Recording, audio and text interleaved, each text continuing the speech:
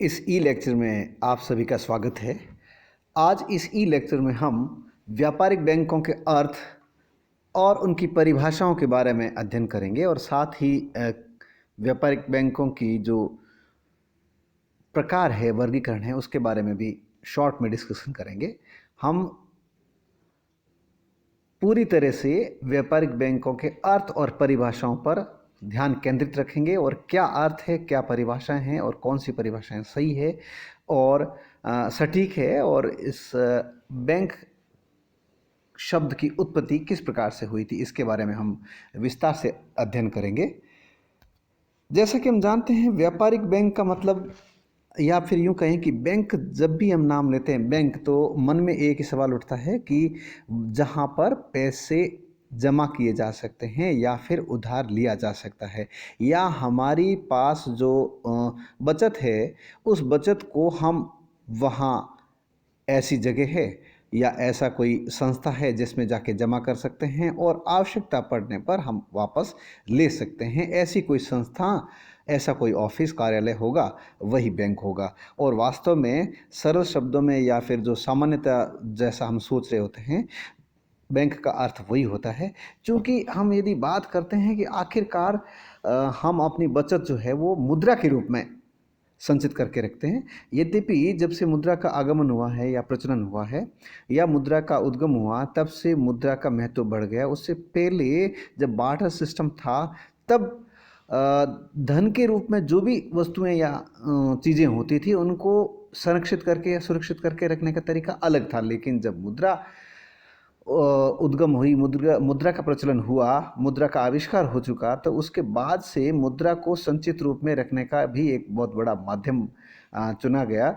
क्योंकि मुद्रा कहीं पे भी आसानी से ले जाई जा सकती है और कभी भी इसके बदले कोई भी वस्तु और सेवा खरीदी जा सकती है और कभी भी किसी को हस्तांतरित करनी हो तो भी तुरंत की जा सकती है। इसलिए जो विनिमय का माध्यम सबसे तरल तरीका है वह मुद्रा ही है। इसलिए मुद्रा का महत्व दिनों दिन बढ़ता गया और मुद्रा के इस संचित करने के तरीकों को हमने बचत कहा, और ये जो बचत है वो उसको रखने के तरीके भी आधुनिक काल में विभिन्न हो गए, भिन्न भिन्न हो गए। और खास करके जो पहले के ज़मानों में धन को या सिक्कों को लेकर किसी कुल्हड़ में या किसी हांडी में भरकर उसको बांध कर या उसको ऊपर ढक्कन लगा के अच्छी तरह से पैकिंग करके कहीं चूल्हे के अंदर या कहीं कहीं लोग दबा दिया करते थे।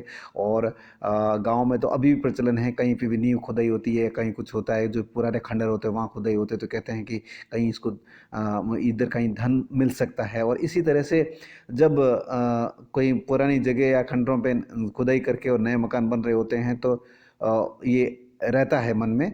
और दूसरा, किसी के अचानक किसी के कमाई का पता नहीं चलता है और बाद में जब कोई मकान वगैरह बढ़िया या ऐसा कुछ खर्चा ज़्यादा करता है तो लगता है कहीं इसको धन गड़ा हुआ तो कहीं नहीं मिल गया। तो ये पुराने तरीके थे जो अपने धन को या संचित करके रखते थे। लेकिन वर्तमान में अपने धन को संचित करने का सबसे बढ़िया तरीका मुद्रा के रूप में है। और मुद्रा को वर्तमान में सभी, यद्यपि कुछ समय पूर्व तक तो सभी लोगों के खाते बैंकों में नहीं होते थे, लेकिन वर्तमान में सभी लोगों के खाते बैंकों में होते हैं। चाहे वो किसान हो, चाहे वो श्रमिक हो, चाहे वो वेतनभोगी हो, चाहे वो पढ़ा लिखा हो, चाहे अमीर हो, चाहे गरीब हो, सभी के बैंकों में खाते होते हैं। उसके कारण कई है पीछे, और ख़ास करके ये भी है कि वेतनभोगी को वेतन बैंकों के माध्यम से मिलता है, उसके खाते में जमा होता है। तो ठीक इसी तरह से जो सरकारी सुविधाएं मिलती है, योजनाओं के तहत जो आर्थिक लाभ मिलता है या छात्रवृत्तियां मिलती है या फिर जो सब्सिडीज होती है या ऋण होते हैं, जो जो भी है वो वित्तीय संस्थाओं के माध्यम से मिलते हैं। और वित्तीय संस्था में सबसे सर्वोपरि जो है वो बैंकिंग सिस्टम ही है। तो बैंक क्या है उसके बारे में यदि हम देखें, तो बैंक का अर्थ साधारण शब्दों में मैंने सबसे पहले जब शुरुआत की थी उस समय कह दिया कि ऐसी कोई संस्था होगी जहाँ पे हम अपना पैसा जमा कर सकते हैं और जमा पैसा जब वापस आवश्यकता होगी तब हम कभी भी उसके जो कार्यालय के घंटे होते हैं उसके दौरान कार्य समय के अंतर्गत जाके निकाल सकते हैं। वर्तमान में तो बहुत सारी सुविधाएं हो गई है, चाहे हम इंटरनेट के माध्यम उपयोग करते हुए तो 24/7 24/7 कभी भी हम उसका उपयोग करके निकाल सकते हैं, ट्रांसफ़र कर सकते हैं। ठीक इसी तरह से एटीएम के द्वारा भी कभी भी रुपए या मुद्रा हमारी जमा पूंजी निकाली जा सकती है। तो मुद्रा को जमा करने के और आवश्यकता पड़ने पर निकालने के और साथ साथ में जब भी ऋण की आवश्यकता पड़ती है तो ऋण के रूप में या उधार के रूप में भी लिया जा सकता है। उधार का देने का काम भी बैंक करती है। तो साथ में जो सरकारी योजनाएं होती है जिन योजनाओं का आर्थिक लाभ के रूप में या छात्रवृत्ति के रूप में या फिर अन्य अनुदान के रूप में जनता तक जो पैसा पहुंचता है, वह भी उसका माध्यम भी बैंक बन गए हैं। तो बैंक जो है उसकी बैंक शब्द की उत्पत्ति के बारे में देखें या फिर एक सरल शब्दों में कह दिया कि ऐसी संस्थान जो मुद्रा का लेन देन का कार्य करती है वही बैंक कहलाती है। और यदि बैंक शब्द की उत्पत्ति के बारे में देखें तो आप इसमें देखिए, बैंक जो है उसके बैंक शब्द के जो उत्पत्ति के दो धारणाएं बनी हुई है। उसके पीछे दो धारणाएं हैं कि ये बैंक शब्द कहाँ से आया होगा। एक है इटालियन भाषा के बैंक को, जिसको बेंचो बोला जाता है, एक्चुअली BANCO, जिसको बेंचो भी बोला जाता है। बेंचो का मतलब यहाँ पे ये कि बेंच पर बैठकर मुद्रा के परिवर्तन का कार्य किया जाता है। अर्थात जब सबसे पहली बार जब मुद्रा का लेन देन या मुद्रा का जो परिवर्तन का कार्य था वो ऐसी जगह बेंच रख के और उस बेंच के सामने वाला जिसको भी मुद्रा परिवर्तन कराता था वो आता था और मुद्रा परिवर्तन करने वाले बेंच के एक साइड बैठते थे चेयर लेके। इस तरह से वो बेंच के कारण इसका नाम बेंचो से बैंक हुआ। और फ्रांसीसी शब्द यानी फ्रांस देश के फ्रांसीसी जो फ्रेंच लैंग्वेज है उसके बैंक BANK, लेकिन इसको वहाँ पे BANKE बोला जाता है, बैंक के बोला जाता है। इस शब्द से भी बैंक शब्द की उत्पत्ति हुई ऐसा माना जाता है। और मुद्रा का लेन देन करने वाली संस्था ही बैंक कहलाती है ऐसा माना जाता है इन दोनों शब्दों के अनुसार। और दूसरी जो विचारधारा है वो है जर्मनी की, जिसमें बैंक को BANCK शब्द से उत्पत्ति माना जाता है और इसको बोला बैंक ही जाता है, लेकिन वहाँ जर्मनी में जर्मनी की जर्मन भाषा में BANCK लिखा जाता है और जिसका अर्थ होता है मुद्रा का सम्मिलित कोष, यानी कि लोग अपनी जमाएं या लोग अपनी जो बचत है या बहुत सारे लोगों की जमा पूंजी, जिसे हम जॉइंट स्टॉक फंड कहते हैं, इस BANCK का अर्थ होता है। और इसी से वापस बैंक शब्द की उत्पत्ति हुई ऐसा माना जाता है। ये तो दो धारणाएं हैं, दोनों ही यूरोप के इन देशों से ही आरंभ हुई है। और आधुनिक जो युग है इसमें बैंक की जो प्रचलन हुआ है या बैंक जैसे वित्तीय संस्थान का प्रचलन हुआ है, यह यूरोप से ही आरंभ हुआ माना जाता है। और यूरोप के इन देशों से ही बैंक जैसी ये जो व्यवस्था है शुरू हुई है आधुनिक समय में, और फिर पूरे विश्व में विकसित होते हुए पूरे विश्व में यह फैल चुकी है। और वर्तमान में तो बैंकिंग सिस्टम बहुत ही मजबूत और बहुत ही रूल्स एंड रेगुलेशन के तहत होना अनिवार्य है, अन्यथा कई तरह के फ्रॉड या कई तरह की चीज़ें नज़र आती है। इनका महत्व भी इतना ज़्यादा है तो साथ में सावधानियां भी बहुत ज़्यादा रखने की आवश्यकता होती है, क्योंकि इनका कार्य क्षेत्र जो है केवल वो 2 घंटे या 3 घंटे वही नहीं है, ये जो 24/7 की बात जो मैंने कही है, और दुनिया के किसी भी कोने में अपने पूंजी या मुद्रा को अंतरित किया जा सकता है कभी भी। इसलिए इन सब चीज़ों की आवश्यकता होती है। और यदि हम देखें इनकी परिभाषाओं के बारे में देखें तो परिभाषाओं से पहले एक भारत की बात करते हैं कि भारत में बैंकिंग सिस्टम जो है, बैंक व्यवस्था है, ये किस तरह से हुई है। तो भारत में 1949 एक्ट आया था, उसके तहत जो बात कही गई थी खास करके कि किस तरह से बैंकिंग व्यवस्था होनी चाहिए, बैंक किसे कहते हैं। तो इसमें कहा गया था कि ऋण देने, विनियोजन हेतु जनता से जमा स्वीकार करना और मांगे जाने पर जमा धन लौटाया जाना, जो उसका माध्यम मुद्रा के रूप में भी हो सकता है या फिर चेक के द्वारा भी हो सकता है, फिर ड्राफ्ट के द्वारा भी, जैसा भी ग्राहक चाहे वैसे उस माध्यम से दिया जाए। तो इस तरह की जो व्यवस्था होती है वो बैंकिंग व्यवस्था हो सकती है। और कुछ शब्दों में यदि इसको डिफाइन किया जाए तो ये कह सकते हैं, व्यापारिक बैंक जनता से अल्पकालीन निक्षेप स्वीकार करते हैं, व्यापारियों, उद्योगपतियों तथा व्यवसायियों को अल्पकालीन ऋण प्रदान करते हैं, जिनकी अवधि प्रायः 3 महीने से 1 वर्ष होती है। व्यापारिक बैंक वैयक्तिक प्रतिभूतियों, विनिमय बिलों तथा माल गोदाम में रखे माल अथवा तरल संपत्ति की जमानत पर अल्पकालीन ऋण या अग्रिम प्रदान करते हैं। इस तरह की बात कही गई है। और साथ में आजकल तो बैंक कृषि ऋण और कृषि वित्त भी प्रदान करने लगे हैं, ऐसा माना जाता है। लेकिन फिर वापस वही है कि यदि हम संक्षिप्त शब्दों में कहें तो क्या हो सकती है बैंक की परिभाषा या बैंक का अर्थ, तो कह सकते हैं रुपयों का लेन देन करने वाली संस्था ही बैंक कहलाती है, ऐसा माना जाता है। लेकिन यदि हम इनके गूढ़ अर्थों में या इनके परिभाषा में जाएं तो कुछ परिभाषाएं हैं जिनको हम शॉर्ट रूप में कह सकते हैं। और दो परिभाषाएं आपके सामने दिख रही है जो कि किनले और गिलबर्ट के द्वारा लिखी गई है, और मैं इनके साथ में कुछ और अन्य परिभाषाओं के बारे में भी आपको बताऊंगा। किनले कहते हैं कि बैंक वह संस्था है जो उधार दिए जाने वाले धन की सुरक्षा का ध्यान रखते हुए, अब आप देखिए, केवल जमाएं स्वीकार करना और ऋण देना या जमा पूंजी के बदले वापस जमा पूंजी को वापस चुकाना ही काम नहीं है, बल्कि धन की सुरक्षा करना भी बैंकों का दायित्व होता है। इसलिए किनले क्या लिखते हैं, बैंक वह संस्था है जो उधार दिए जाने वाले धन की सुरक्षा का ध्यान रखते हुए व्यक्तियों को उनकी आवश्यकता अनुसार ऋण देती है तथा जिसको व्यक्तियों के द्वारा आवश्यकता न होने पर द्रव्य सुपुर्द किया जाता है।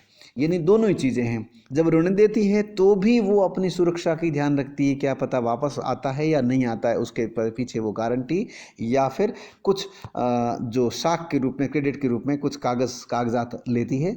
और जब वो ऋण देती है तो भी ध्यान रखती है, और जब वो लोगों से धन स्वीकार करती है तो उसको संरक्षित रूप में रखने का और समय पड़ने पर या आवश्यकता पड़ने पर उनको वापस चुकाने के लिए भी उसको तैयार या तत्पर रहना पड़ता है बैंक को। हार्ट कहते हैं, बैंक वह संस्था है जो अपने साधारण व्यवहार में धन प्राप्त करती है तथा जमाकर्ताओं व खातेदारों के चेकों के भुगतान करती है। गिलबर्ट, जैसा कि आपके सामने लिखा हुआ है, बैंक पूंजी अथवा अधिक शुद्ध शब्दों में मुद्रा के व्यवसायी है। यानी गिलबर्ट कहते हैं बैंक पूंजी के मुद्रा व्यवसायी है, और पूंजी का जो रूप है वो तरल रूप मुद्रा है, और मुद्रा का ही लेन देन बैंकों के अंदर किया जाता है। इसलिए गिलबर्ट कहते हैं कि बैंक पूंजी के व्यवसायी है, और ज़्यादा शुद्ध शब्दों में कहें तो ये मुद्रा के व्यवसायी है। मुद्रा को लेते भी हैं और मुद्रा को देते भी हैं, दोनों कार्य बैंक करते हैं। क्राउथर कहते हैं कि बैंकर का व्यवसाय जनता से कर्ज लेना और बदले में प्रतिभूतियां देना तथा इस प्रकार मुद्रा रचना करना है। यद्यपि मुद्रा रचना का मतलब यहाँ पे सिर्फ क्रिएशन करना है, यानी कि लेना और देना है, या मार्केट तक पहुँचाना है या मार्केट से लेना है। असली में जो मुद्रा छापने का कार्य होता है वो प्रत्येक देश की केंद्रीय बैंक का कार्य होता है।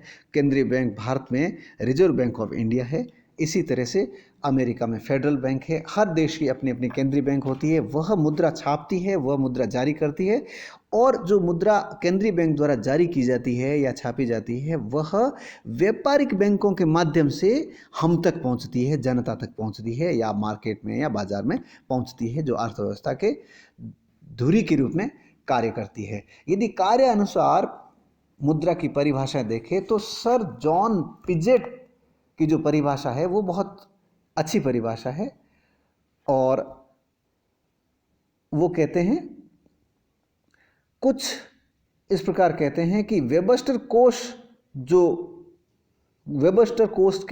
के अंतर्गत जो परिभाषा है वो सबसे अच्छी परिभाषा है, ऐसा इनका मानना है।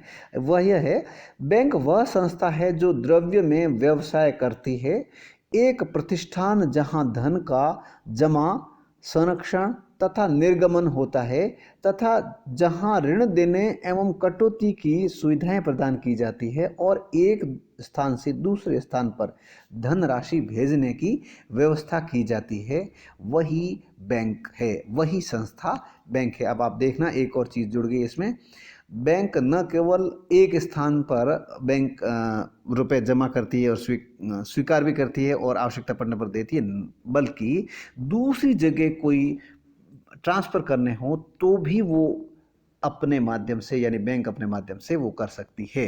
यानी या फिर बैंक अपने माध्यम से या ऐसी कोई सुविधाएं देती है, ऐसा कोई माध्यम देती है ग्राहक को जिससे वो स्वयं भी जैसा कि आजकल इंटरनेट का माध्यम है और ऑनलाइन के माध्यम से एक जगह बैठे ही एक व्यक्ति अपने स्थानीय बैंक में जमा पूंजी या जमा मुद्रा देश के किसी भी कोने में, किसी भी बैंक में, किसी भी अपने नाते रिश्तेदार या किसी भी परिचित या जिसको भी भेजनी हो, बिल चुकाना हो या भुगतान करना हो, तो उस ऑनलाइन के माध्यम से अपने खाते से जिसको पे करना है उसके खाते में तुरंत ट्रांसफ़र या अंतरित कर सकता है। ऐसी सुविधाएं बैंक्स देती है। फिर है वैधानिक परिभाषाओं में देखें तो एक सिंपल सी परिभाषा कह सकते हैं जो कि 1949 में जो कंपनी एक्ट आया था उसके द्वारा दी गई थी। वैसे तो मैंने आपको बताया था अभी, लेकिन फिर भी एक बार और देखें तो ये हो सकता है, बैंकिंग वह कंपनी है जो बैंकिंग व्यवसाय करती हो। और यदि इसको दूसरे शब्दों में देखें तो यूँ कह सकते हैं, बैंकिंग से तात्पर्य ड्रण देने अथवा निवेश के लिए जनता से धन जमा करना है, जिसे मांग करने पर लौटाना तथा चेक, ड्राफ्ट, अन्य प्रकार की आज्ञा द्वारा निकाला जा सके। और इसी प्रकार इस प्रकार से यदि इसी में आगे जो अधिनियम में लिखा है उसको यदि देखा जाए तो उसमें लिखा है, बैंकिंग के अंतर्गत बैंकिंग का कार्य करने वाला प्रत्येक व्यक्ति, संस्था, डाकघर, बचत सभी शामिल होते हैं। और इस प्रकार यदि उचित परिभाषा के रूप में कहा जाए, सरल शब्दों में कहा जाए तो यूँ कह सकते हैं कि व्यापारिक बैंक वे बैंक है जिनकी स्थापना एवं संचालन भारतीय बैंकिंग कंपनी अधिनियम 1949 के अंतर्गत होती है तथा जो साधारण बैंकिंग कार्यों को संपन्न करते हैं, जिसमें अल्पकालीन निक्षेप स्वीकार करना, अल्पकालीन ऋण एवं अग्रिम देना, बिलों की कटौती करना, उद्योग, व्यापार एवं व्यावसायिक साख की पूर्ति करना तथा ग्राहकों के लिए प्रतिनिधि कार्य करना आदि है। हम सरल शब्दों में तो कह सकते हैं कि बैंक क्या है कि मुद्रा का लेन देन करती है, वही संस्था है। लेकिन यदि भारतीय बैंकिंग अधिनियम के द्वारा देखें तो इसमें बहुत सारे कार्य इसके अंदर समाहित रहते हैं। लेन देन के साथ साथ ये है सरकार के जो बिलों की कटौती भी करता है, यानी कि सरकार के जो फंड होते हैं उनको वो सुरक्षित भी रखता है। और यदि सरकारी कर्मचारी को जो वेतन होता है वो जो ट्रेजरी के माध्यम से होता है, इस तरह के जो कहते हैं वो बिलों में कटौती और उस तरह की बात जब हम करते हैं तो वो भी बैंकों के माध्यम से किया जाता है। और कई बार तो साख की पूर्ति भी करता है। और यदि गारंटी भी देनी होती है तो अपनी जो रेप्यूटेड फर्म होती है जो जिनका वहाँ खाता आता, तो दूसरी जगह से वित्तीय सहायता लेने के लिए वह बैंक गारंटी भी देता है। लेकिन इन सब के लिए सबसे पहली आवश्यक शर्त क्या है वैधानिक तौर पे यदि देखा जाए बैंक की परिभाषा में, तो सबसे पहली जो शर्त है, ये सब संस्था तो ऐसी होनी चाहिए लेकिन वो संस्था भारतीय बैंकिंग कंपनी अधिनियम 1949 के अंतर्गत रजिस्टर्ड होनी चाहिए, पंजीकृत होनी चाहिए, तभी वह बैंक का कार्य कर सकती है। अब हम आगे बढ़ते हैं और देखें कि किस प्रकार से भारत में व्यापारिक बैंकों का वर्गीकरण है। व्यापारिक बैंक को जो हम पढ़ रहे हैं बार बार, ये जो बैंक है और व्यापारिक बैंक दो शब्द ले रहा हूँ मैं, ये इसलिए क्योंकि बैंक का अर्थ होता है वित्तीय लेन देन करना। अब चूंकि बैंक है तो यहाँ पे मैंने कहा था व्यापारिक बैंकों का कार्य होता है हम तक मुद्रा पहुँचाना और हम वहाँ से वापस जमा करना और मार्केट में मुद्रा का लेन देन करना। केंद्रीय बैंक नहीं करती है। केंद्रीय बैंक तो मुद्रा छापने का कार्य कर सकती है, मुद्रा की पूर्ति कितनी होनी चाहिए उसके संबंध में निर्णय ले सकती है, मुद्रा की मात्रा कितनी होनी चाहिए, मुद्रा को व्यापारिक बैंकों के माध्यम से हम तक पहुंचाने के कार्य कर सकती है। लेकिन व्यापारिक बैंकों के माध्यम से ही ये सब कुछ संभव होता है।